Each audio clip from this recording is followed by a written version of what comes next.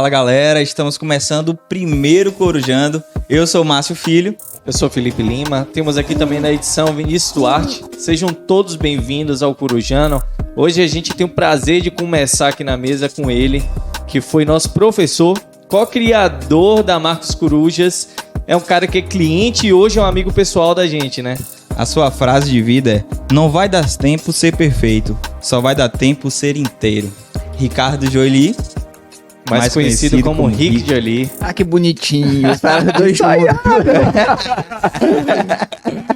Prazer, obrigado pelo convite. É uma responsabilidade ser o primeiro, né? Porque depois do primeiro, tudo que vem depois pode ser nivelado ou desnivelado. Eu espero poder render alguma coisa positiva. Obrigado, a casa tá linda, tô conhecendo agora, o programa tá maravilhoso. E vamos ver aí o que é que o papo rende. Pô, cara, primeiro de tudo a gente quer te agradecer por ter aceitado, né? Esse convite, essa responsabilidade de ter vindo para o nosso primeiro, mas tipo assim, não tinha outra pessoa, sabe? Que a gente podia chamar assim como um primeiro, até pela história que a gente tem e o que a gente vai contar hoje aqui. É um pouquinho que a gente quer contar, até pra galera entender disso, o porquê de tudo isso. Mas antes de a gente contar essa história, a gente queria saber primeiro assim, e para quem não te conhece ainda ou não sabe inteiramente, quem é Rick, ou melhor, quem é Ricardo? Ricardo é o nome que eu dou para estabelecimento comercial, né? Quando pergunta assim, qual é o seu nome, tem que ser o nome que tá no CPF. Eu não gosto muito do nome Ricardo. Por isso que eu vou adotando o nome Rick em todo canto aí. Mas assim, me definir, acho que seja uma das coisas que eu ainda tô fazendo isso há 36 anos e não tô chegando no resultado.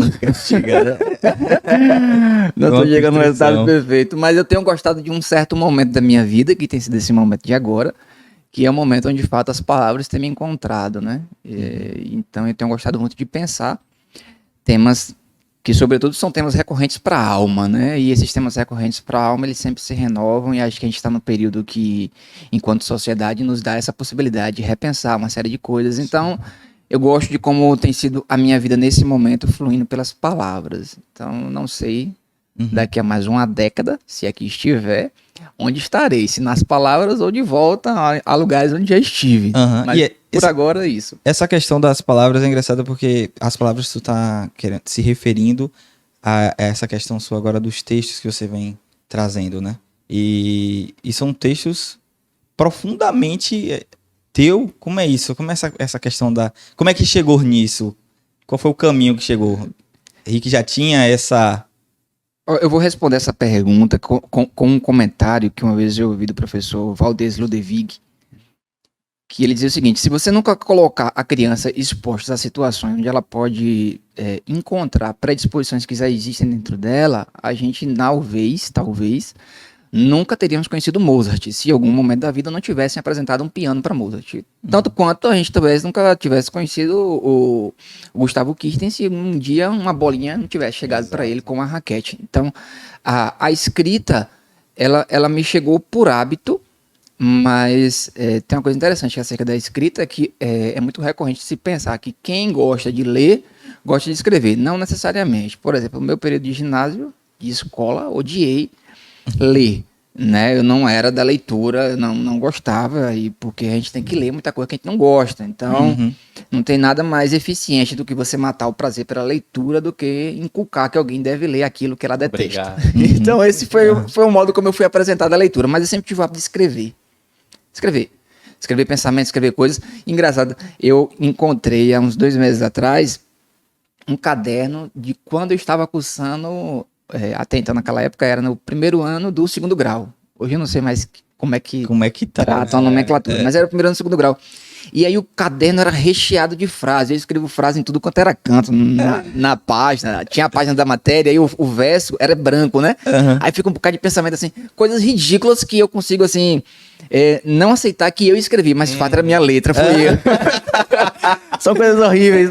Mas eu já vi que aquele momento ali, de repente, foi o piano sendo apresentado para Mozart, foi a raquete sendo apresentada por Gustavo Kirten. Era uma maneira de eu poder pensar alguns temas. Era tosco o que eu escrevia, mas acredito também que a gente vai amadurecendo o processo, né?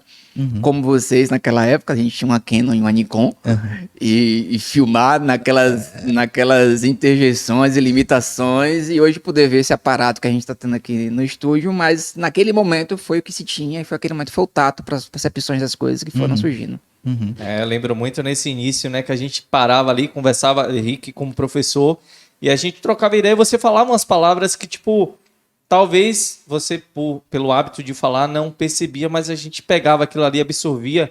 Tinha um costume que depois passou você aí também, de eu e Márcio ficava no estacionamento, porque era o momento que a gente tinha de se encontrar ali, e conversava, tipo, porra, e isso aqui, aí, rapaz, tu viu aquilo que o Henrique falou? Porra, aquilo ali, dá isso. A gente começava, na faculdade, a gente ficou com a cabeça assim, né, estourando de coisas.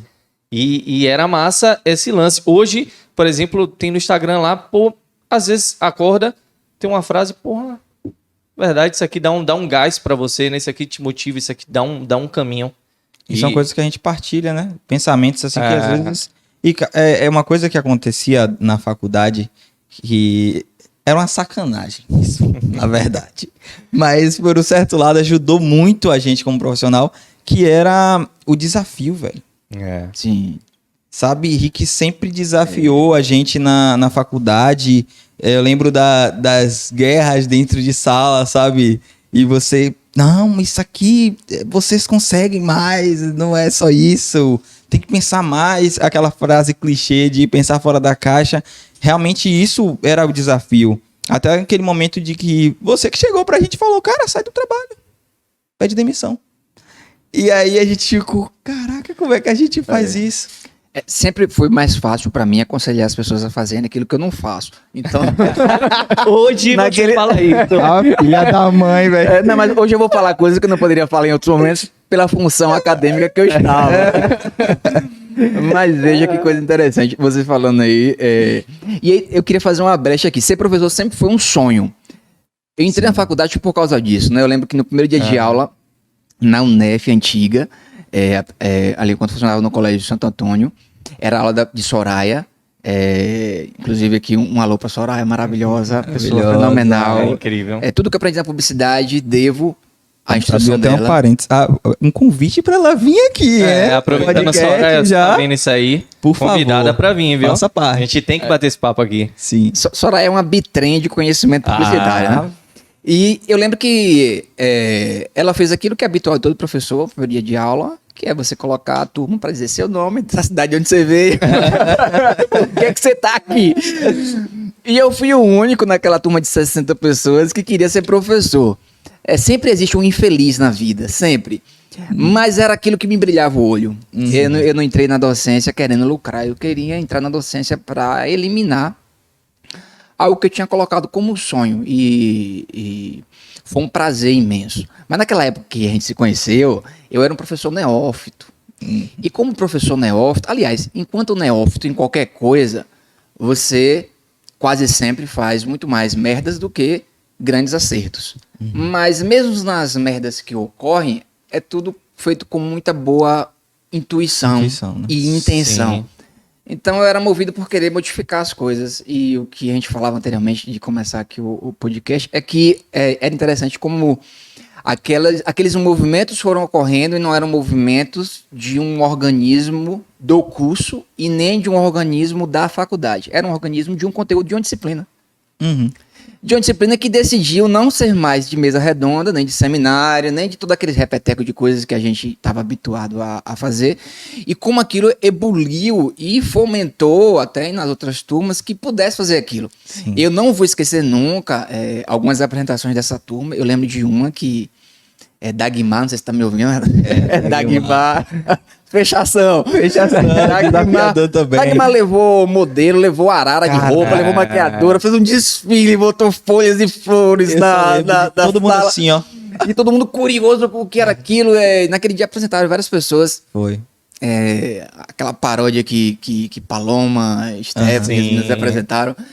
E tinha colegas assistindo em cima da janela. A janela. Pelo outro lado tinha um jardim, né? Eles subiam por ali Pra pra ver. acompanhar. E era aquela coisa que a turma queria. Não, mas a gente é só a gente. E tinha uma fila gigantesca lá de Era porque a gente... Então, você vê, a turma abria reprise de uma apresentação que já foi realizada para que os outros colegas pudessem assistir.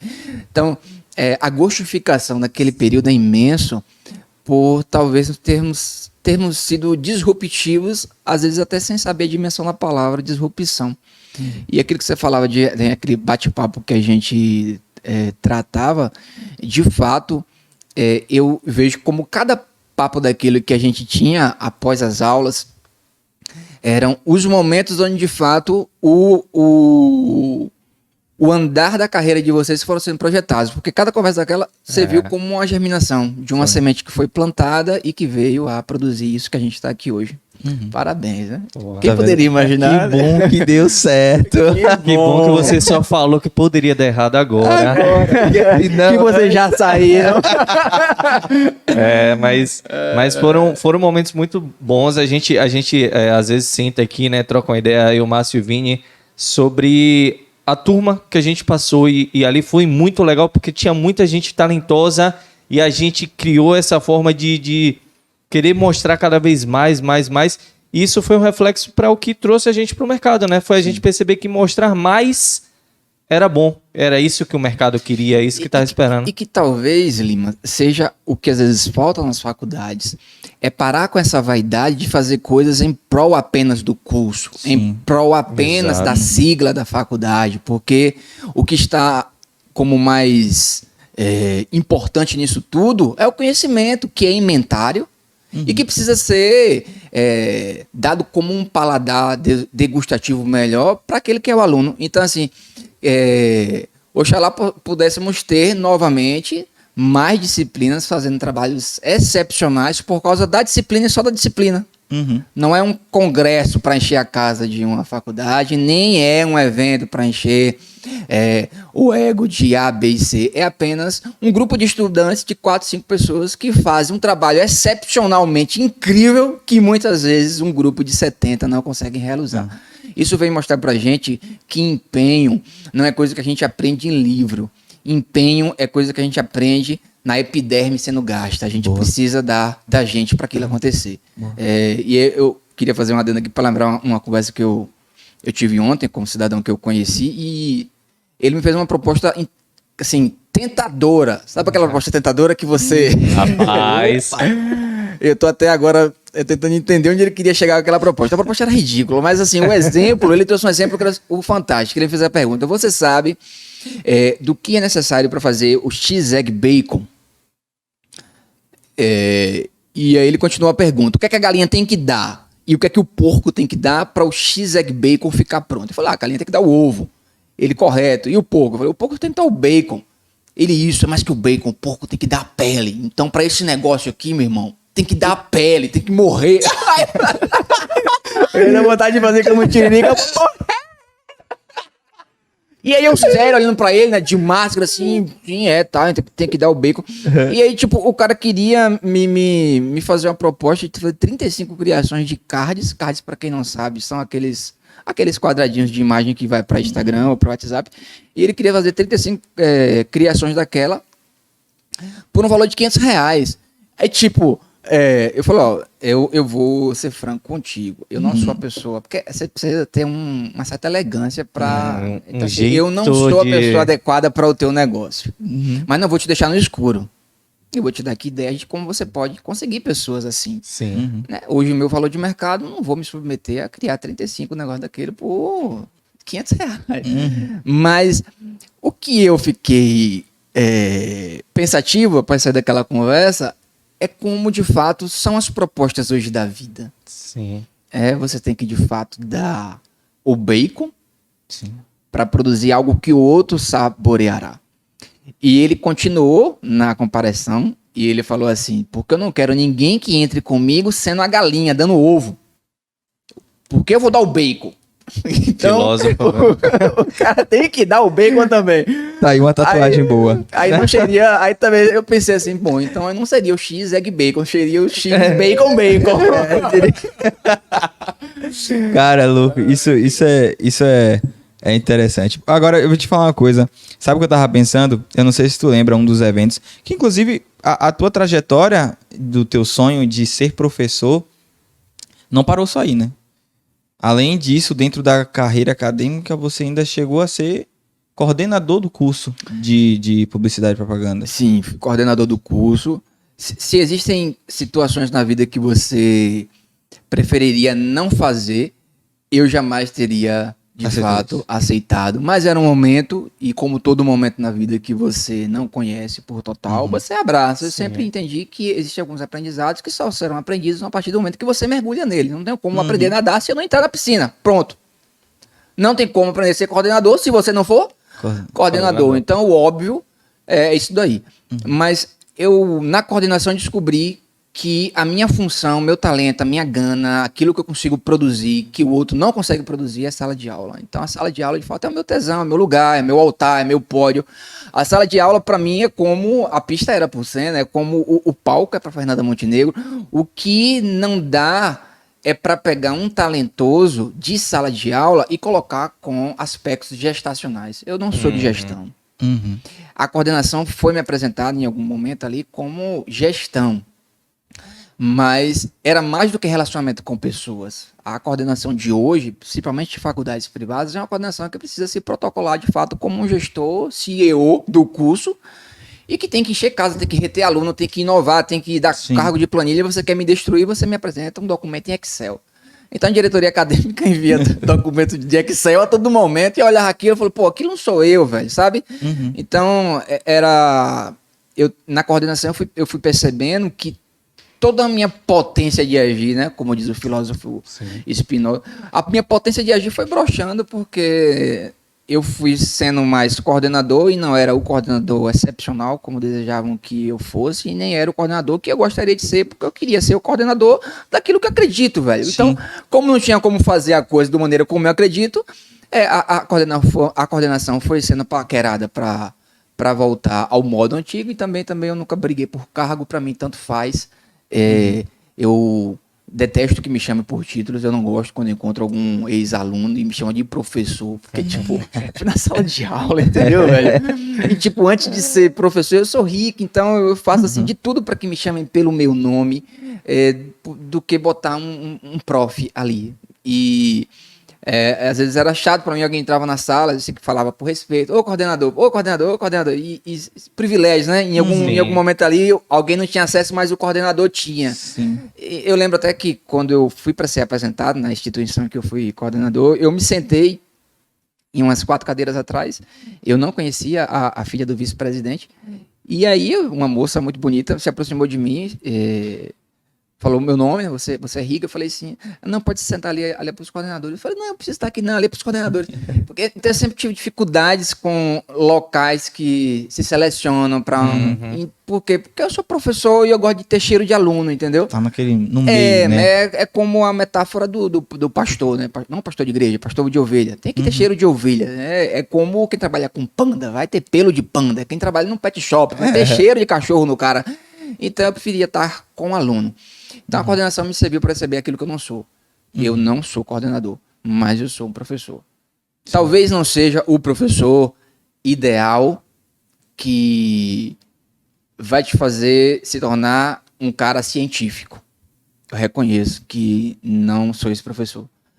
Mas eu posso me voluntariar a ser o professor que pode te ajudar a modificar todo um planejamento de vida ao qual você recusa viver, mas que eu consigo ver por outros olhos que você consegue ver. Então, eu acho que ver um pouco de vocês aqui hoje é apenas algo que era tão visível, e não era só eu falando de mim. Eu lembro que, por exemplo, o Andrews, um bate-bola que eu tive com ele naquela época, acho que era 2016. 16, 17. A gente estava numa reunião de professores, e ele falou uma coisa muito, muito legal de vocês, que falou assim, o menino tem olhar.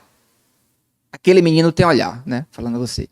E o Lima já tem um período, né? Que você trabalhava naquela outra empresa, então você já estava meio que inserido no mercado. Então é isso. Então o professor consegue sacar. Por exemplo, né? Falando de professor aqui, mandar um abraço para o mestre ACM. Sim, sim. ACM que olhou para mim e falou assim, Jolie. Ele fala Jolie, assim, meio que fechando o bico, né? Jolie. Ele falou, você tem talento para ser fotógrafo. E, tipo, fotografia nunca foi uma coisa que busquei para minha vida. Eu entrei na faculdade para ser professor e gostei da disciplina fotografia. Fui com a ACM aquilo que vocês foram comigo. E vim a me tornar fotógrafo por uma coisa que foi um acidente de destino. Depois que a fotografia me ocorreu na vida, eu percebi que existem coisas na vida que são acidentais, mas que são os melhores acidentes que a gente pode ter na jornada. É verdade. Porque muita coisa planejada, às vezes pode ser muita coisa engessada. Verdade. E o futuro, ele tem uma mescla de anonimato e de improviso, que eu acho que é a grande delícia da vida também. Uhum. A gente não tá muito preso no controle, né, de tudo. Sim. Assim, tendo controle de tudo. As coisas acontecem e você tá ali sujeito a fazer. Cara, a outra pergunta que eu ia te fazer era até antes dessa, e você acabou respondendo, mas eu quero saber até demais. Tem alguma coisa que você, assim, se arrepende? Cara, eu me arrependo amargamente disso, sabe? Não era isso. Você falou da agora de se pudesse, não seria coordenador. Mas tem alguma coisa, assim, que Rick... Velho, quem não tiver Que alguma coisa marca. para se arrepender nessa vida, não viveu. Uhum. Exato. Acho que uma vida sem arrependimentos é uma vida muito narcisista, né? E aí a gente vai voltar para aquela tônica que foi uma vida de perfeita, né? privilégio. Tipo uma vida onde nenhum tipo de arrependimento pode ser encontrado, foi uma vida perfeita. E logo, perfeição não existe. Lógico, tem diversas coisas na vida que me arrependo. Uhum. E o que você fez essa pergunta, e eu lembrei de um tempo atrás que eu vinha pensando muito naquilo que às vezes se pergunta, né? Se você tivesse a oportunidade de nascer novamente, faria tudo o que fez, seria tudo o que foi, teria tudo o que teve. E eu fiquei me perguntando, eu falei, pô, se eu tivesse a oportunidade de renascer, né? E voltar ao mundo, como é que eu daria seguimento, né? Eu faria tudo de novo, né? As mesmas escolhas, os mesmos gostos, os mesmos lugares, as mesmas preferências, as mesmas intuições, as mesmas percepções. E eu pensei, logicamente que não, porque, tipo, a vida é fantástica demais para eu ter que repeti-la. Então, assim, não que eu queira com isso dizer que não tenho os melhores pais que tenho, que não tenho uma filha fenomenal, que não gosto dos meus cães, que não gosto dos meus amigos, do lugar onde estou, da minha história, não é isso. Mas é que a vida é tão prazerosa que eu acho que seria muito bacana poder experimentá-la. Outras coisas. Com Errar, mas outros erros. Outros erros, com construir outras pessoas, com outros coisas. lugares. Talvez fosse até esse mesmo Rick que sou hoje. Uhum. Talvez com outra aparência, talvez com outra potência para a vida, mas seria muito prazeroso. Mas daria no mesmo, sabe por quê? Porque não voltaria com conhecimento. Exato. Eu voltaria leigo, aprendendo a fazer coisas.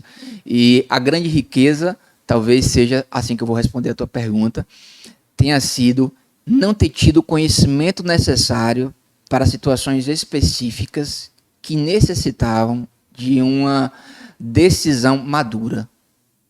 E por não ter esse conhecimento específico acerca de situações específicas, a atitude foi eclodida como muito imatura.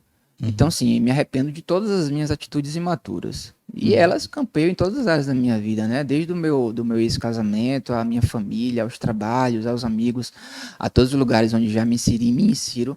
Não ter conhecimento é catastrófico demais. Demais. Eu penso muito nisso. Às vezes, porque eu faço essa pergunta, porque já me fizeram essa pergunta e eu fiquei um bom tempo me perguntando novamente sobre isso. E aí, às vezes, eu respondo, não me arrependo. Não me arrependo porque todos os erros que eu tive me fizeram ser o que eu sou hoje. Então, eu aprendi. Mas, ao mesmo tempo, eu me faço novamente essa pergunta e falo, eu me arrependo, cara. Então é algo que você fica no conflito, mas é justamente a grande questão, o lance da vida, eu acho que é esse. É ter vivido as coisas, é ter aprendido. E quando você tem a oportunidade de ter a vida novamente de uma outra forma, você não vai querer fazer a mesma coisa. Por mais que você ame tudo que você é.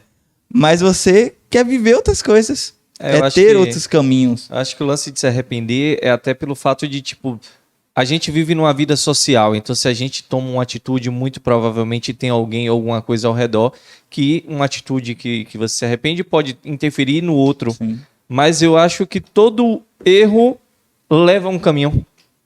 Se eu não tivesse errado a metade do que eu errei, eu não estaria aqui hoje. Não sei se melhor ou pior, mas com certeza não estaria. Porque o erro foi ensinando as coisas e mudando, né? Desviando. Errou nisso, fechou isso aqui e abriu uma porta cá. Vai indo. Talvez não seja o erro. Talvez não tenha sido os erros que nos levaram a nos tornar quem somos. Porque se a gente partir da premissa de que erro nos leva a acerto, então vamos errar pra caramba, porque no final a gente vai chegar no acerto. Então, pra acertar dirigir um carro, basta eu bater o carro, então vamos bater esse carro, entendeu? E não é assim, não é assim. Tem gente que erra muito e não aprende nada. Tem esse detalhe. Porque o coeficiente da vida é a maturidade, velho. É a maturidade. Então, não é que o erro te levou a se tornar melhor. É que a maturidade, encarar o erro, te levou, te transformou, te evoluiu, te transcendeu, te mudou de geografias, tanto internas quanto externas. É a maturidade que é o grande pressuposto para as mudanças da nossa vida. Mas é comum que a gente atribua, por exemplo, ao tempo. Quem nunca disse? Tudo é o tempo. Esse é o tempo. Aí só com o tempo. O tempo resolve tudo, o tempo cura tudo. Mentira, tempo não resolve nada. O tempo é apenas um fenômeno onde a gente pode mensurar, catalogar eventos, mensurar calendários. Tempo é tempo. Agora, existem pessoas que, por exemplo, têm mágoas de 10 anos. Pô, velho, não deu tempo. 10 anos não deu tempo de resolver a mágoa, velho. Qual é o tempo que precisa? Velho, quanto tempo... Ô, Vini, faz uma conta pra mim. Quanto tempo tem 10 anos? São um ano, tem 365 dias. Tipo, 10 anos tem quantos dias? O cara não teve um dia pra parar assim e falou, pô, pera aí, vou resolver essa mágoa. Então, assim... Tempo não resolve. O que resolve, de fato, as situações de nossa vida, principalmente as questões emocionais da nossa vida, é a nossa maturidade em encará-las, em querer encará-las. Por exemplo, eu conversando com uma pessoa há certo tempo e ela compartilhou a grande dificuldade dela liberar perdão. Porque alguém fez um grande prejuízo na vida dela. E naturalmente, dor é dor. Agonia é agonia. E o perdão, ele mora aí. O perdão mora aí. Pondé falou algo interessante sobre perdão, que assim, perdão é você perdoar e a pessoa sabendo que não merece que você perdoe. Então, o cara tem consciência que tá em falta contigo. E aí tu vai lá com maturidade, mesmo tendo sido ofendido da história, para até cumprir um pressuposto de Cristo, né? E vai lá e pede perdão, cara. Você foi ofendido, você foi lá e pediu perdão. Assim, tipo, é de uma dignidade absurda. E de uma maturidade celestial, você ir lá e depois você deixa o cara pensar com ele mesmo, velho, porque ele fala, pô, foi eu que cometi o agravo, eu que cometi o delito, eu que falei a palavra, eu que cometi o erro, e o cara veio me pedir perdão, e aquilo fica fritando na cabeça dele. Mas assim, pessoas que conseguem fazer isso são pessoas muito resolvidas com o time da vida. Na vida a gente já sabe, né, vamos conseguir recuperar tudo, a gente consegue recuperar amor, bens, dinheiro, posições, lugares, mas nunca conseguiremos recuperar o tempo. 2016 foi aquele tempo. Se naquela disciplina não tivéssemos aproveitado o que aquela disciplina foi, agora, 2021, não conseguiríamos aproveitar, porque passou. E mesmo que reuníssemos todos os colegas no mesmo lugar, no mesmo horário, não seria a mesma química, porque os seres mudaram, as concepções mudaram, as maturidades são outras. Então, o que a gente precisa é ter um olhar maduro acerca do tempo e entender que os erros serão cometidos, serão, mas que eu posso cometer diversos erros e nenhum deles me amadurecer. Agora eu posso cometer quase erro nenhum, mas decidir aprender com o meu e com o do outro. Alguém já vai dizer que o sábio é aquele que aprende com tudo, com o erro que ele cometeu e com o erro que ele nunca cometerá, porque já aprendeu com o erro que o outro cometeu. Surreal. Show de bola, velho. Eu tenho uma dúvida aqui, não sei se Lima tá com a mesma coisa, que é, você entrou no mundo da agência, né? Você teve o momento de viver a agência. Por exemplo, a gente mesmo trabalha com esse mundo de agência hoje. E você, durante a aula, por exemplo, que a gente teve contigo, comentava sobre a agência, né? Sobre as coisas. Qual é a tua visão? Como é que foi tua experiência, Rick, dentro de agência? Os pontos positivos que não Eu vou falar da minha, porque eu acho que tem gente mais capacitada que eu para falar de agência publicitária. Só queria fazer um ponto, o mercado mudou muito. Sim. E é inegável o tanto de ajustes que estão sendo feitos para a agência ser agência. Há uma grande importância no digital e há uma falsa sensação de que basta estar digital e tá tudo certo com o meu negócio. Será, né? Vamos deixar aquela pergunta que o Cortella costuma fazer. Será? O digital, às vezes, é muita gente caindo de paraquedas e abriu o paraquedas e depois caiu no chão, saiu e agora? Como é que vai fazer de novo, né? Bom, a minha experiência de agência foi deliciosa, né? Eu passei por, acho que 6 agências em um período de 7 anos, né? Não esquentei lugar em canto nenhum. Por quê? Porque trocar de agência foi a única maneira do salário aumentar.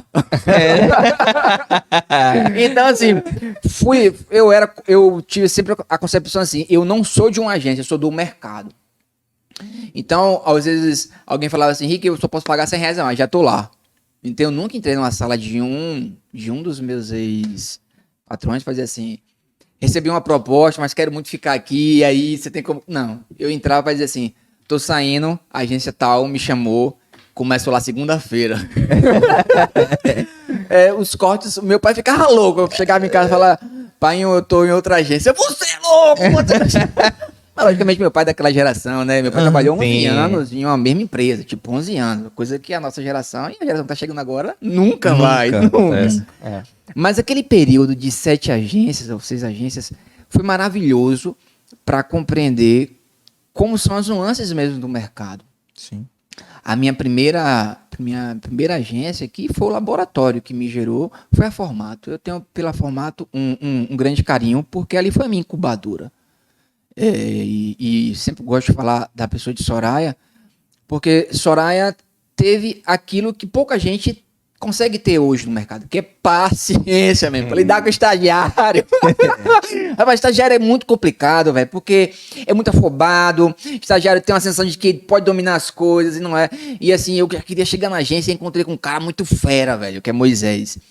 E aí, pô, Moisés pegava a pauta toda e tal, e às vezes o cara entra, vai começando na publicidade, principalmente os DAs, assim, muito encantados, né, vislumbrados com fazer marca, eu quero fazer um logotipo, que o logotipo que eu fiz vai aparecer e tal. E eu cheguei com a agência com esse sentimento de, quero fazer marca. E as marcas sempre iam pro Moisés. Eu falei, pô, Soraya, manda pra cá. Soraya, não manda Deixa eu pra mim aí. Cardápio pra mim, velho. O cardápio é um negócio horroroso, né? Cardápio.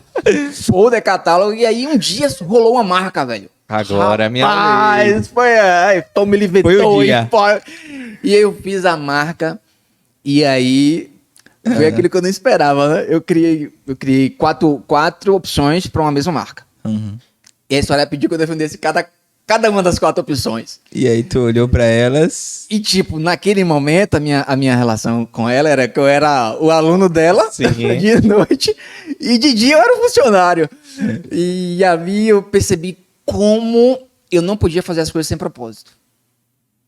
Então, assim, aquela experiência na Formato veio a me dizer que tipografia tem uma causa, tem um porquê. Que as cores também. E que eu não posso ter um hábito free pick de tudo resolver com vetor, com foto, com PSD, com mockup. As coisas precisam partir de uma ideia que se esforce para ser inédita, porque a coisa mais rara de hoje é o ineditismo. Então, Soraya fazia um encurralamento. E por que dessa cor? E por que dessa fonte? E por que esse movimento? E por que dessa maneira? E, velho, cada estrangulada que ela dava com aquelas perguntas, às vezes eu ficava tentando encontrar uma sinapse para me escapar. É um labirinto, velho. Mas aquilo que enriqueceu, eu acho que falta isso. Falta isso em alguns patrões. Tive muito patrão vista grossa. Você fazia uma parada, o cara só dizia, não gostei. Pô, o não gostei não tá explicando nada, né? Às vezes você fez uma coisa sensacional e foi apenas um gosto pessoal do cidadão não ter gostado daquilo. E ainda entra o quê? Não gostei, mas pode ter sido a cor, o modelo, Às a vezes curva, foi só um a detalhe. Era só um detalhe. Aí o cara, porra, vou mudar Era só um tudo. detalhe. Ou às vezes foi só a não aplicação daquilo em um mockup. Uhum. Qualquer DA que estiver nos assistindo, nos ouvindo, vai saber que às vezes você cria um material e tu envia pro cliente.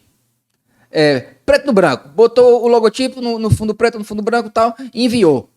Aí o cliente, não, porque não gostei disso aqui. Você pega, o que o cliente faz?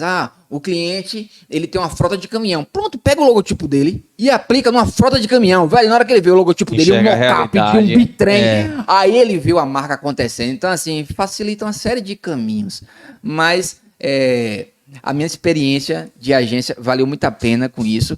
E aí, eu até sugiro que convidem ele. Ele sempre tem uma mágoa comigo, que é gel. Gel. Gel disse que tinha vontade de trabalhar comigo e eu muito mais trabalhar com ele. Só que o que acontecia? Houve uma época que quase isso rola, mas a proposta não condizia, não tava paquerando corretamente. Não. E não rolou. Esse Não aqui, rolou. se dependesse dele, teria ido, mas não dependia só dele. E aí, de fato, quando ele saiu da agência, eu entrei. Ele, pô, você só esperou eu sair, velho? Era eu o problema. Era eu.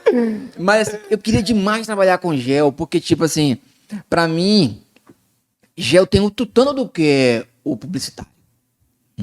Mesmo que ele não tenha a faculdade, ele é a faculdade.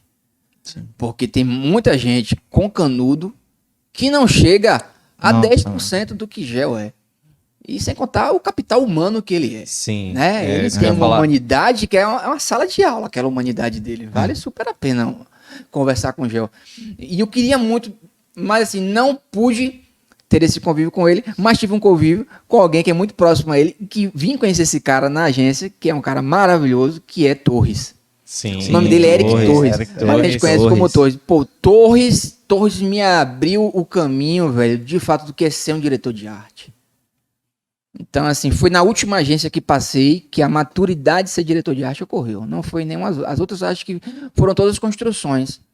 A maturidade veio sendo formada mesmo naquela experiência que tive trabalhando com Torres na Arte Capital, que foi uma época para mim maravilhosa. Foi a agência que mais eu rendi e foi a agência também que eu decidi encerrar a carreira como DA, porque todo DA sabe que chega um momento que ele não cresce mais. Ele, o máximo que pode se tornar dentro de uma agência é o diretor de criação. Mas se o cara só quer ser DA é a cadeira máxima caminho. dentro da criação. Então, assim, a gente tem uma tampa salarial, ela é real. A gente sabe aqui quais são os limites e os gargalos. Então, eu queria nos ares, a fotografia já estava me Pulsando paquerando ali, por né? demais. E aí, velho, eu saí sem planejamento nenhum, saí só eu e uma câmera, acho que era D3100. E fui me virando e fiquei um tempo assim, mas eu queria, no início aqui do podcast, eu falei que eu gostaria de falar coisas que eu não poderia falar antes por causa da minha função. O que eu gostaria de falar assim, né? Vocês Olha concluíram só, o curso? Sim. Sim. Sim. Os últimos foram. Eu achei que não ia concluir. Rapaz, que foi assim, uma coisa que Eram aconteceu. 4 anos. Passou 2 anos. Os outros 2 parece que entrou em um túnel que virou 6. Que, rapaz, Tipo, são dá uma 4 anos. alongada, né? São 4 anos para se formar em publicidade, mas aqueles 10 anos foram maravilhosos. Né? Foi maravilhosa. E os últimos anos a gente foi bem na época que a gente entrou no mercado, começou mesmo a trabalhar e a gente falou: caramba, tem aula de Soraya agora. Sacou? A mente já ferveu durante o dia e sabia que quando a gente sentasse com o Soraya, com o Andras, com o Rick, ia explodir ali. E a gente não naquele consegue momento. ficar quieto, porque você tava na sala e já ficava falando. É inegável que chegou um momento em que não havia mais coisas para se oferecer a vocês. Eu acho que eu lembro os que tu colegas comentou isso também com a gente, Os né? colegas ou a instituição que não quiser concordar comigo, problema, eu não tô mais com vocês. A questão é que eu vou ser muito aberto, né? Muito aberto. Isso eu falava pessoalmente com todos os alunos e alunas com que eu desenvolvi amizade íntima. A faculdade é pouca para você. Você já está para além disso aqui. Porque esse é o papo de brother. Naquele momento ali, eu não era um professor conversando com um aluno. Eu era um brother conversando com você. Eu lembro, a gente Sobre tinha sua muito carreira. Então eu isso. falo assim, você quer ser professor? Não. Você vai prestar concurso público? Não. Você tem alguma vaidade que quer ter um diploma? Não. O que você gosta? Eu gosto de gravar. Eu falei, vai gravar. Eu lembro de um último conselho que eu dei a um aluno. Eu falei, você gosta do curso? Ele foi respondendo não para todas essas perguntas que eu disse anteriormente. Eu falei, o que você quer? Eu quero cinema. Eu falei, então saia do curso, velho. Saia, porque publicidade não é pra você. Sua cabeça passa filme. Isso aqui é muito pequeno, mesmo que você faça algumas películas publicitárias, mas isso é pequeno. O cinema, meu Deus, o cinema é uma galáxia. E a publicidade é um tipo de Via Láctea dentro de uma coisa muito maior. Então, hoje ele tá aí com a produtora dele e fazendo aquilo que ele queria fazer. Mas vocês e tantos outros alunos que buscaram conhecimento, porque assim, tem uma coisa para explicar, essa é a minha opinião, que é o seguinte: se a gente pegar um monge do século XIII e a gente tivesse a oportunidade de congelar esse cara, né? E aí você conservou esse cara, adormeceu ele ficou hibernado do século XIII até o século XXI. E aí esse cara acorda no século XXI, né? Que loucura, o cara tava no século XIII, charrete, Lá atrás. mundo onde tudo era muito precário. E aí ele acorda no século XXI com tudo isso aqui, velho. Tudo aqui, nesse momento, por exemplo, seria um escândalo. O que é isso? Eu falo isso aqui, leva... O que é essa tela que brilha? Tem Então, gente assim, assistindo de lá. esse cara sairia pelas ruas completamente assim, pirado. O que é isso? O mundo seria uma coisa impressionante pra ele. E perceba que até uma criança de 7 anos tivesse mais Ia conhecimento saber pra ele, muito porque mais. ele, por exemplo, não sabe pra onde é que vai. Uma criança de 7 anos é super hábil. Aham. E aí, tem a questão também da internet. Hoje, qualquer coisa, você vai no Google e você Pai Google. se mantém informado. Você não está completamente conhecedor de um assunto, mas se mantém informado acerca de alguma coisa. E aí, esse monge começa a andar e ele vai andando por uma sociedade que ele não consegue se reconhecer, a altura dos prédios, e ver shopping centers, e ver carros, e ele pergunta cadê as charretes, cadê as carroças, e vê esse mundo mudado, mas existe um ambiente que ele entraria e ele se sentiria em casa, que é a sala de aula. Porque ele conseguiria lembrar que tá igual. Tem as cadeiras ali mesma... e um cara ali, velho, dominando a parada. E existem muitas faculdades que ainda estão assim, velho. Ainda estão assim. E às vezes a ementa... ela tenta ser inovadora, mas a realidade não permite. E assim, tem pessoas e pessoas. Tem gente que precisa de fato fazer a graduação, porque de repente a graduação é a única possibilidade de possibilitar o cérebro a buscar conhecimento. Porque talvez depois da faculdade o cara não tenha mais sido exposto a nenhum tipo de conflito que fala, você não sabe, vai ler, vai fichar, vai assistir, responda o questionário. Então assim, a faculdade é esse momento, trabalhar em equipe, em relação interpessoal. E ali você pode se esticar. Mas tem outras pessoas que já estão amadurecidas, velho. Já tem um projeto de vida muito mais definido e a faculdade às vezes não consegue acompanhar o ritmo. Qualquer pessoa que mergulhou no marketing digital, em branding, sabe que a faculdade não conseguiu lhe mergulhar tanto quanto alguns cursos paralelos que você fez fora dela. Por quê? Não é porque o professor da faculdade não é bom. Não é isso. Tem professores maravilhosos. Mas é porque existe um sistema, velho. Para ficar em miúdos, eu sou professor de editoração gráfica. É o nome que se dá ao professor do CorelDRAW. Ilustrator. Então eu ensino Illustrator, Photoshop. E não deve se ensinar. O MEC não espera que a gente ensine isso. A gente tem que ensinar a criação publicitária, tem que ensinar gestalt, a gente tem que ensinar outras nuances. Mas eu entro numa sala de aula que eu tenho 25 alunos e eu tenho 20 pessoas que vão ligar um computador pela primeira vez. Ou, sendo um pouco mais positivo, 10 pessoas que vão ligar um computador pela primeira vez. Mas que em 95% das vezes eu vou ter ali, numa turma de 25, 22 pessoas que vão abrir o software pela primeira vez. E aí eu olho uma ementa. A ementa ela é poética. A ementa é Vinícius de Moraes. É um negócio sedutor.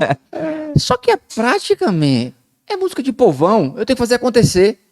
Então, quando eu olhava para aquilo, eu falei, se eu seguir isso aqui, não vai dar tempo, os caras não vão aprender. Os 22 vão ficar para trás. Então, e aí, tipo, aquele cara que já sabe, ele vai ter que esperar eu trazer todo mundo para o nível dele. Então eu vou dizer para um cara desse, que já tá segurando. Velho, você quer o quê, velho? Você quer aprender a fazer retouching de alto nível? Sai da faculdade, velho. Você não precisa de ser um diploma publicitário para você ser um retouching altamente reconhecido. Para quem não sabe o que é retouch, é manipulação digital extremamente profissional em imagens, né? Esse Photoshop que a galera faz é uma coisa de outro mundo. E aí, a mesma questão é se você quer montar uma produtora, velho, tá descrito aonde que você tem que passar por publicidade para abrir produtora? A gente tem que ser mais honesto para perceber assim que muita gente é publicitário, tem agência, mas não tem a formação. Muita gente leciona publicidade e não tem nem o canudo publicitário. Eita, falei. Já tá dito.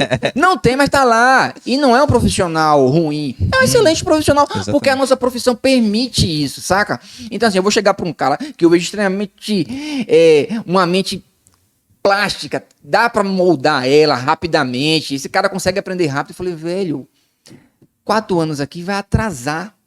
Então mergulha no que tu quer.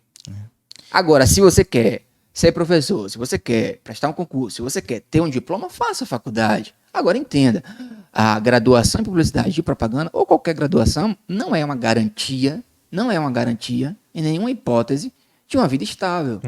Não é. Porque a vida estável vai ocorrer na tua personalidade, teu caráter, tem outras coisas que somam. Isso é uma coisa que a gente já até discutiu, já falou sobre o detalhe da faculdade. Que muitas pessoas pensam isso, vou entrar na faculdade e a partir de agora eu vou ter uma vida estável. Mas se você não entrar, pegar gatilhos, porque o que vai soltar vai ser isso. Brechas, você conhece a ferramenta, dali você pode se apaixonar por aquilo ali. Assim como até, e principalmente, o que eu acho que faria... Você voltaria para a faculdade, eu penso em talvez por conta do contato, do network. Isso, eu acho que principalmente dentro do curso de publicidade, é a maior vantagem que cada um ali pode ter. O lance de, se não tivesse passado por lá, não teria conhecido você, não teria conhecido o Márcio. Como falou, a gente hoje, o formato de produtora, tem um prazer de poder trabalhar com nomes, como você falou, com Gel, Torres, de a gente ter esse contato, essa parceria, que foi conhecido muitas vezes através da faculdade, esse bate-papo. Agora, realmente, se a pessoa entrar lá e falar, pronto, passei no curso, vou agora só esperar 4 anos para... É isso. Minha eu vida acho que a grande questão da faculdade, a grande questão da faculdade é essa. Se você entra lá na faculdade esperando, eu vou entrar na faculdade e vou ser o melhor profissional do mundo porque é igual pacote, é igual a indústria. Conquistei. Pegou, montou e sai. Não é isso. Se eu fosse esperar que as oportunidades acontecessem de forma visíveis na minha frente, não ia dar certo. O que fez pensar, na verdade, foi... A grande questão foi os professores lá dentro fazer a minha forma de pensar mudar. Me deram umas outras formas de pensar. Sabe? A conversa que a gente teve. O choque, né? O choque, as críticas que a gente recebia. Andrews, a forma que ele vinha falar, as questões, ele falava, cara, você conhece pouco. Viagem. E viajar. Viajar. Aí eu falei, pior que eu quero viajar. Viagem. O que eu mais quero é viajar. Mas você às vezes começa a perceber que viajar não é nem pra fora, né? Mas é viajar quando você sair da sala de aula, viaje nas coisas que você não enxergava. Soraya, eu lembro muito disso, que Soraya falava assim, eu quando tô em uma roda de conversa, eu observo as pessoas, eu entendo. Se eu tô em um bar, às vezes eu tô no café, tomando café de manhã, eu estou escutando o que as pessoas estão falando. Isso tudo é comunicação. E era aquilo quando a gente ficava ouvindo, a gente ficava assim, é isso aí. E a forma de pensar da gente muda.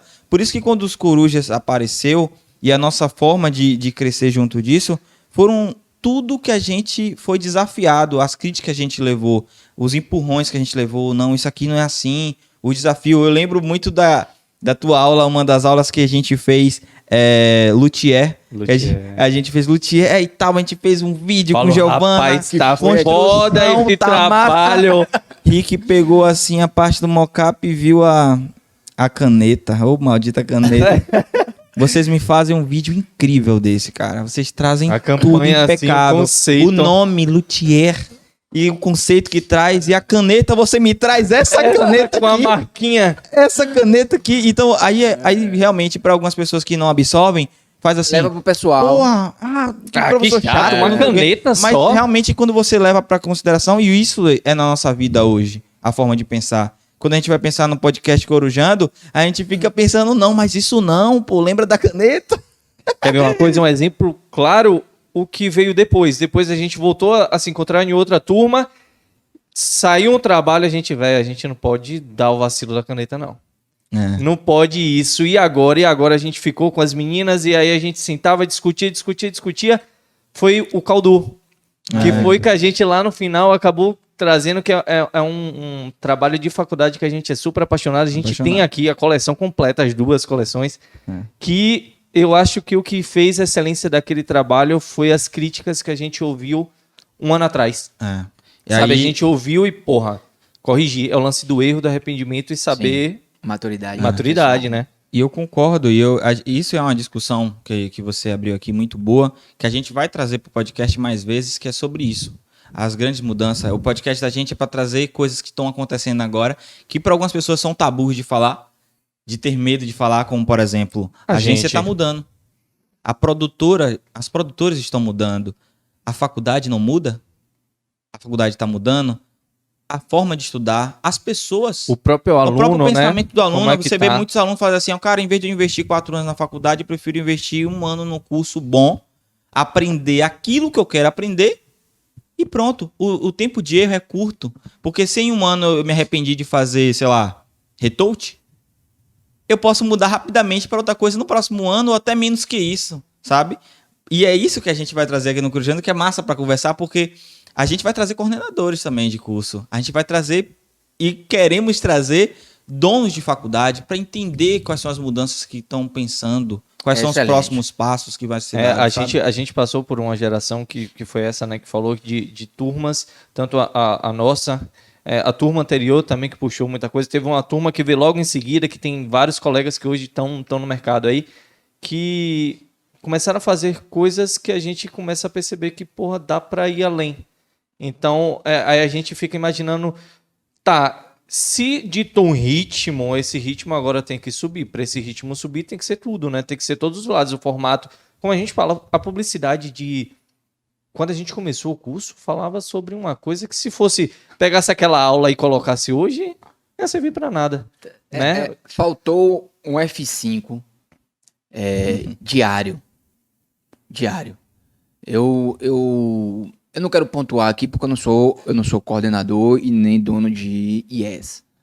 Mas assim, o que eu penso após essas experiências de ter sido aluno, de ter sido monitor, estagiário, professor, né? Coordenador, prestar serviço para a instituição, a minha visão é que o curso de publicidade, aqui não é falando de nenhuma sigla em específico, é um curso que precisa de fato se enxugar e modernizar por completo.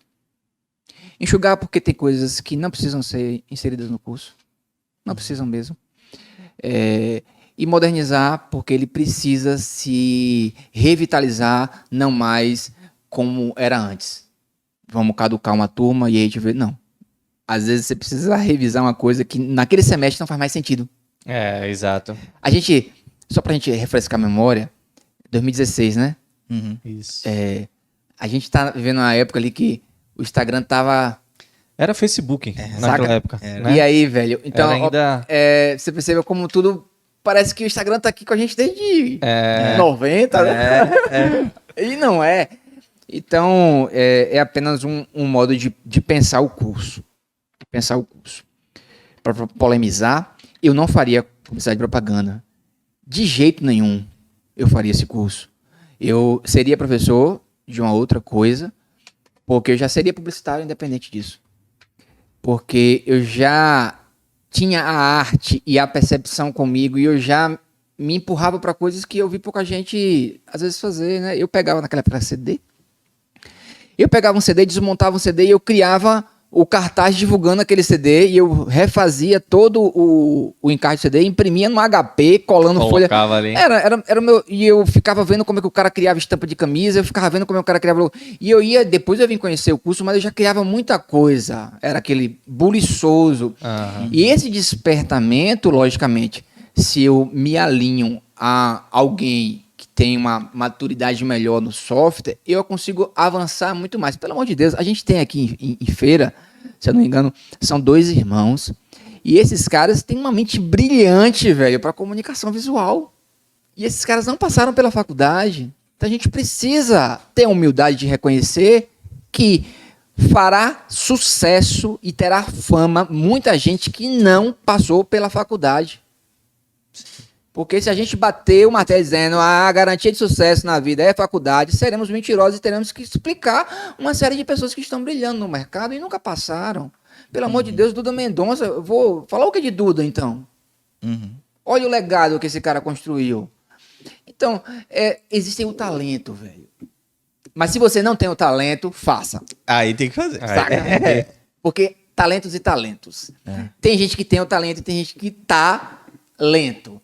Então, para ganhar velocidade, estude. E aí, um ambiente com a faculdade, com o professor junto, com a turma, vai criar uma sinergia que te dará todas as possibilidades de sinapsear algum conhecimento. Agora, se você é incrédulo, se você é fominha de livro, se você mergulha, se você compra curso, se você entendeu que a carreira está para além da faculdade, então, filho, você pode ser publicitário sem ter diploma, basta que você continue perseguindo o caminho do conhecimento e da especialização. É o que eu defendo. Eu queria só mudar aqui a tônica do ensino para trazer uma observação. Quando você me fez o convite, velho, na hora eu fiquei com essa questão dentro de mim, que é a questão da gratidão. Não é a primeira vez, né, que vocês realizam alguma coisa e me compartilham e tal, quando aquilo às vezes ainda está embrionário, ainda está para acontecer para todo mundo, e eu fico às vezes sabendo antes. Como é valiosa a gratidão? A gratidão, ela é no coração daquele que é grato, parece que é uma conta que nunca fecha. Você já percebeu quando você tem uma gratidão por algo ou alguém, que por mais bem que você já tenha feito por um favor que essa pessoa te fez, mas você ainda tem a convicção de que todo favor que você já fez, mesmo que esse favor, se a gente tinha que parar, já tenha sido pago há tanto tempo atrás, mas na sua consciência nunca está pago, é porque a gratidão é a grande evolução de uma alma que se disponibilizou a entender o que é honra. Então, apesar de ser o primeiro entrevistando aqui do podcast, eu vejo isso mais do que como uma visita a um podcast que está surgindo. Eu vejo isso mais como um resultado, novamente, de uma gratidão que vocês insistem. E, na verdade, essa gratidão ela tem um revés muito mais poderoso, porque eu sou muito mais grato em tê-los conhecido, em ter desfrutado da trajetória com vocês, com o Vini que está ali do lado, e ter experimentado disso tudo, e poder ter a honra de estar nesse local. Talvez esse espaço aqui tenha muito mais honra para mim do que foi vários espaços na vida profissional. Porque, às vezes, na vida profissional, eu ocupei o espaço por uma questão de mercado. Mas aqui nessa mesa não é mercado. E aqui nessa mesa são resultados de duas almas que bolaram um negócio e que manifestam gratidão, mesmo eu tendo uma completa convicção de que essa gratidão já está paga há tanto tempo e que o elo que nos une superpassa tudo isso. E para mostrar que gratidão é coisa que se apega. Gratidão é coisa que se apega. Porque perceba o seguinte, quando você ama uma pessoa, tirando aqui o lado do tesão, do amor, a gente vai mais pro lado da convivência, da companhia, do gasto de tempo, da disponibilidade de estar junto, de compactuar as mesmas coisas, e a gente vai se apegando a isso, porque isso que é valioso. E ao invés de se apegando a isso, a gente se apega a mínimas coisas. Sim. Que pode ser um boné. Eu tô aqui, né, pra quem tá só ouvindo, mas eu trouxe pra aqui pro estúdio, pra quem tá vendo, tá vendo. O primeiro boné, eu ganhei esse boné. Eu também trouxe aqui um cartãozinho que eu guardo aqui, ó. Caramba, eu guardo esse cartãozinho aqui, ó. Com muito carinho. E agora ele já tá com boné novo, hein? Porque eu acho que a gente precisa recultivar em nossa vida essa questão de podermos nos disponibilizarmos a sermos seres ambulantes da gratidão e da honra. Então, para mim, gente, é uma honra estar aqui com vocês, participando disso tudo. Eu sei que isso aqui como podcast vai ecoar para muito mais longe do que a gente supõe, e tenho certeza de que muitos frutos vindouros e promissores verão, né? Amém, cara. Velho, como a gente falou no início, pra gente é uma honra ter você aqui, era importantíssimo pra gente ter você aqui, sabe? E aqui a gente comentou que a gente vai trazer personalidades que a gente admira, e personalidades que a gente quer ter próximo, sabe? É estreitar relacionamento mesmo, ter aqui essa troca de energia, troca de ideia, ver isso. E realmente, a gratidão da gente nunca vai morrer. Me dói falar que o podcast já tá chegando ao fim, porque Aqui, se a gente for falar, Aqui vai. rende. Ó, Vinícius tá de lado da mesa, bem assim, ó. Muito bom, viu? Pode continuar. E o dedo aqui, ó, corta. Vini tá que nem o segurança na época da Unef, né? Dava 11h30, ele, puf, apagava a luz pra Alguma coisa tá rolando. Aquele código era mais poderoso que o código conversando, e do nada o cara da luz bem assim, ó. Apagava o estacionamento. Já sabia, ó, bora embora, é 11h30. Vini tá agora. sendo esse papel aqui hoje. Vini colocou uma vassoura ali atrás da porta, eu não entendi a linguagem subliminar. Mas, cara, antes de finalizar, eu tô com esse livro aqui, que foi um dos livros que você deu pra gente em um dos encontros. E a gente também, como você falou, guardou, sabe? Tá guardado com a gente até hoje. E aqui é o livro, gente, tá? E tem uma dedicatória aqui que você botou. Eu vou pedir pra você ler. Aproveitar, né? Porque eu me formei não só em publicidade, mas em hieroglifo. Ainda bem que os textos lá do Instagram é digitado. Isso aqui é um pictograma. Pera aí, gente, eu escrevi o que aqui? Deixa eu entender. Que língua foi? Gente, não foi tupi, não. Acho que foi grego. Desejo que... Rapaz, eu achei que tava ruim Aqui, pra eu ler. foi. É porque tem um cortezinho. Desejo que a marca de vocês faça parte das grandes marcas desse mundo. 2 de setembro de 2019. Foi aquele bate-papo que a gente O fez. bate-papo que a gente fez. Pô, Então, que cara, massa, velho. a gente até hoje corre para que a nossa marca esteja presente, como você falou aqui. A gente tem muito orgulho da nossa história, tem muito orgulho dos Corujas, da história que a gente construiu. E por, tipo, não sei, Deus, divina, o que foi que fez a gente ter entrado na faculdade para ter conhecido pessoas como você, que transformou e capacitou a transformação da nossa vida, certo? Porque se fosse depender, às vezes, talvez só da gente, a gente precisou de um empurrão. Talvez esse empurrão, né, de falar vai. Então, tipo, era aquele lance, um já olhava pro outro, rapaz, isso aqui tá massa, isso aqui é o que a gente quer, velho, é o que a gente... E aí? Vai, porra, velho, eu tenho meu cartão ali, Márcio, porra, eu tô pagando aqui a moto e tal. Aí chega, velho, sai e vai. Vocês estão esperando o quê? A gente, porra, é verdade. Por isso que quando eu vejo você falar assim, cara, tu quer o quê? Eu quero fazer retorno. Sai! Vai! Eu consigo enxergar você falando isso pra pessoa, porque é isso, é não perder tempo. E que é poderoso, às vezes. É uma palavra tão curta, né? Sai. E que modifica cenários imensos. Porque eu vou ser franco, assim, todos nós temos alguma área em nossa vida que o que a gente mais queria não era dinheiro. Fato. Era apenas que alguém chegasse com o poder da palavra que invade os tímpanos da alma e diz assim, sai. E aquele sai é o sai que faz a gente renascer. Eu sinto mesmo que talvez não ter dito sai era ter dito o oposto, fica. E ficar, às vezes, pode ser a pior das nossas decisões. Seja em tudo. Quando não tem mais sentido, ficar é como uma fruta, né? É como uma fruta que murcha. E assim, a fruta, uma verdura, por exemplo, quando murcha, ela é diferente quando apodrece. Quando ela apodrece, fica de cara logo aquele mofo que vai criando e vai dando o bicho e ela vai... Mas quando uma verdura vai murchando, velho, é um processo, assim, paulatino. Ela vai ficando flácida, ela vai ficando seca, ela vai perdendo a saturação, aquele brilho que ela tinha, aquela viscosidade, ela vai se contorcendo e ficando atrofiada. E às vezes eu percebo que é um pouco disso. Até o filósofo Clóvis de Barro Filho fala um pouco disso, né? Às vezes a gente acaba se tornando uma pera que vai apodrecer na pereira, porque a gente fica pensando assim, eu vou cair hoje? Não, hoje eu não vou cair, não, porque tá muito alto, eu não vou cair hoje porque hoje tá chovendo, o chão tá molhado, não vou cair hoje porque hoje tá muito sol, não vou cair hoje porque quente. o outono... E aí a gente fica sempre tardando o momento de cair, e aí a pera apodrece na pereira e o tempo passa e a gente não vai dar uma guinada na vida. Que bom que saiu. Que bom que o verbo sair pôde ter sido conjugado. E que vocês não coloquem esse verbo numa gaveta.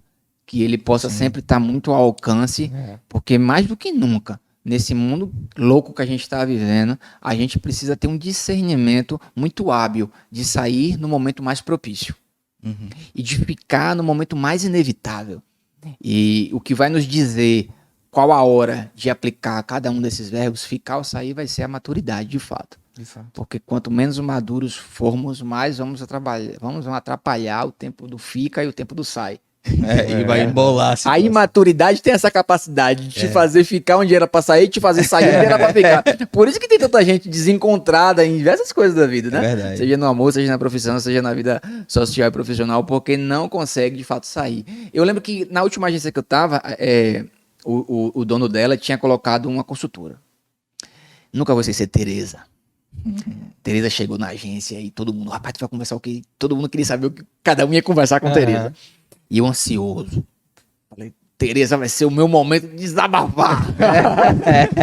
E com isso eu acho que eu desejo uma Tereza na vida de vocês. E aí quando eu entrei na sala, eu já estava estudando RH, e aí eu já fiz meu dever de casa. E eu peguei um papel e eu botei todos os pontos positivos da empresa, botei todos os pontos negativos da empresa, e para cada ponto negativo eu coloquei minha solução. Aí quando eu entrei na sala, eu peguei o papel e falei, tá aqui para adiantar a conversa, os pontos positivos, os negativos e as minhas sugestões, mas eu não quero falar sobre isso. Ela falou assim, meu filho, você quer ser o quê? Eu falei, eu quero ser professor. Ela falou, então saia daqui porque aqui é pequeno demais para você. Eu levantei, entrei na sala e aí os caras perguntaram, e aí, velho? Eu falei, eu vou sair. Tu é doido? Te demitiu? Eu falei, não, eu precisava ouvir o que eu ouvi. Aqui é muito pequeno para mim. E eu acho que esse choque é que a gente tem que ter. É isso. Quanta gente tá em um casamento fracassado porque ainda acredita que é o lugar grande e já ficou pequeno, porque você se apequenou, porque amor nem pequenino mais é, nem existe de estatura que se pode se visualizar. Quanta coisa na vida pessoal foi completamente embargada porque a gente se apequenou. A gente se acomodou ao ambiente. E a gente, de algum modo, acaba sendo produto do meio, sim. E o que precisa, às vezes, é de uma carga d'água, de um choque de alguém que é completamente indiferente ali da situação, que vai fazer esse papel de Tereza, vai dizer assim, o que é que você quer mesmo? Saia. Porque aquele exemplo que vocês dizendo assim, faltava aquele empurrão. E de fato, muita coisa na vida é o seguinte, gente, você tá à beira do precipício e você vai lá, eu vou pular, eu não quero pular, eu vou pular, não quero pular. O que você quer é pular, pô, porque você percebe que há uma grande possibilidade. Mas lógico que você vê aquela altura, você vê aquela imensidão, você vê às vezes sua impotência, o que falta de alguém pra dar uma bicuda na sua bunda e você pular. Entendeu? Sem paraquedas, sem nada, acreditando no acaso? Não, acreditando na sua fé, na sua capacidade de se projetar, de se improvisar, de se inovar, de buscar conhecimento, de se evoluir para as coisas na vida acontecer. E logicamente que eu estou falando assim, bem empolgado, porque é o instinto de professor que está ocorrendo aqui. Mas é um conselho que eu pouco me dou. Sim. Eu pouco me dou esse conselho. Existem coisas que ouvir faz mais sentido do que você mesmo pensar, né? Alguém que fale... Uma pastora uma vez me falou lá assim, no fundo. Ela me chamava de Richard. Richard, muitas vezes pregamos melhor aquilo que precisamos viver. Porque às vezes é a crise do palestrante, do professor, do pregador, do poeta. É falar sobre coisas com uma habilidade tão espetacular, mas quando você aplica para a própria ótica da vida desse que está falando, ele encontra dificuldades. E não tem nada de errado nisso. Somos humanos. Sim. Não tem anjo aqui, não. Então, é natural isso. Eu gosto de falar isso porque acho que, às vezes, desnudar-se é muito bom para que a gente não acabe entrando, às vezes, numa falsa sensação de que já sabemos tudo. De que somos o grande exemplo da humanidade, que somos um espelho a ser reprojetado em vários lugares, e muitas vezes, não. O que eu penso aqui, quando eu olho para vocês, eu olho para isso tudo, é como é interessante a coruja, né? A coruja é um animal muito peculiar. A coruja, ela me dá uma sensação de que a contramão é mais interessante do que a mão. A coruja me dá a sensação de que o não horário é o horário mais ideal. Né? A coruja, ela me inspira a pensar que a solidão pode ser o meu melhor ajuntamento. Quando eu olho para a coruja, o que eu vejo é uma ave que decide por si só traçar o seu plano de voo, onde ela é a própria torre, onde ela encontra o próprio aeroporto, onde ela fabrica a própria estrutura e a própria dimensão para onde vai. É um modo de viver a existencialidade que você não consegue encontrar nas biografias e bibliografias de coruja, porque a coruja parece que tem um livro próprio, um jeito próprio de fazer a vida e uma audácia. Eu acho que quando a gente pensa na coruja, a gente possa trazer essa metáfora para a nossa vida, de que às vezes nos falta um comportamento de coruja, que é traçar uma rota diferente do que o pardal faz, de se comportar diferente de como o urubu se comporta. E olha que coisa interessante, uma grande diferença do urubu, por exemplo, que é uma ave às vezes muito maior do que uma coruja, é que o urubu não mata ninguém. O urubu não mata ninguém, mas ele está sempre à espera da primeira morte. E aquilo que fica é que tem muita gente próxima da gente que faz o voo do urubu. Nunca vai te dizer que você não deve tentar ou deve tentar. Nunca vai te fechar a porta, nem vai abrir. Nunca vai te impedir nada, mas vai sobrevoar você o tempo todo. Porque o papel do urubu não é defragar um bote, é esperar a morte. Com isso eu queria que a gente pudesse pensar, de fato, nas pessoas urubus que nos acompanham. E que a gente, sobretudo, também pudesse pensar nas pessoas corujas, que é aquela que consegue estar solícita no horário impropírio. É aquela que consegue estar com a agenda aberta quando a agenda comercial já fechou às 18 horas. É aquela que consegue nos chamar para um papo onde aquilo que ela de mais sofisticado consegue nos oferecer é o seu silêncio. E acerca do silêncio eu tenho aprendido que algumas vezes o que a gente só precisa é que alguém sente com a gente e a gente possa experimentar com essa pessoa de alguma taça, de um silêncio dela. Porque dá uma sensação de ser papagaio. E a coruja prefere o silêncio. Só para encerrar, essa metáforas aqui de ave, eu estou me sentindo no bairro aviário. Mas é algo que eu ouvi uma colega que ela é muito morada e ela falou assim: baiano, tu prefere ser pombo ou barata? Eu falei, velho, eu olhei pra barata com nojo. Que comparação. Eu prefiro ser um pombo. Ela, não, baiano, nunca prefira ser o pombo. Prefira ser a barata. Porque o pombo pode voar. Contudo, fica sempre à beira das estradas, sendo vítima de qualquer acaso e morrer de um acidente. Já a barata, ninguém dá nada, mas ela voa. É mesmo? Cara, surreal. Eu acho que dá pra gente pegar todas essas falas de Rick e eu vou começar a dar uma escreve. Ó, gente, Vini, não bota no ar esse daí não, que a gente vai fazer umas coisas, tá bom? Cara, esse é Rick Jolie, né? Esse é Rick, Gratidão, é esse galera. cara. Quem tiver com a cabeça aberta, tem muita coisa pra absorver, tem muita coisa pra pegar. E é isso. A gente tem que chegar ao fim. Vini já tá pra matar a gente ali. Mas foi massa. Gente, é isso aqui. Toda quinta-feira, na próxima semana, teremos mais um Corujando Podcast. E quem será o próximo que vai estar aqui? A gente se rolar, comenta aí, dá ideias. Se vocês querem ver alguém aqui também, fala nome. A gente tá aqui aberto para bater esse papo e conversar mesmo abertamente sobre tudo, publicidade e afins. Valeu. Rick, muito obrigado. Obrigadão. Obrigado mais uma vez pelo convite. Obrigado. Eu espero que da próxima vez que eu voltar aqui tenha uma coruja de fato. Tem uma coruja. Seria legal uma coruja voando aqui no Caraca, velho. Gente, valeu. Valeu. Esse foi o Corujando. Até a próxima.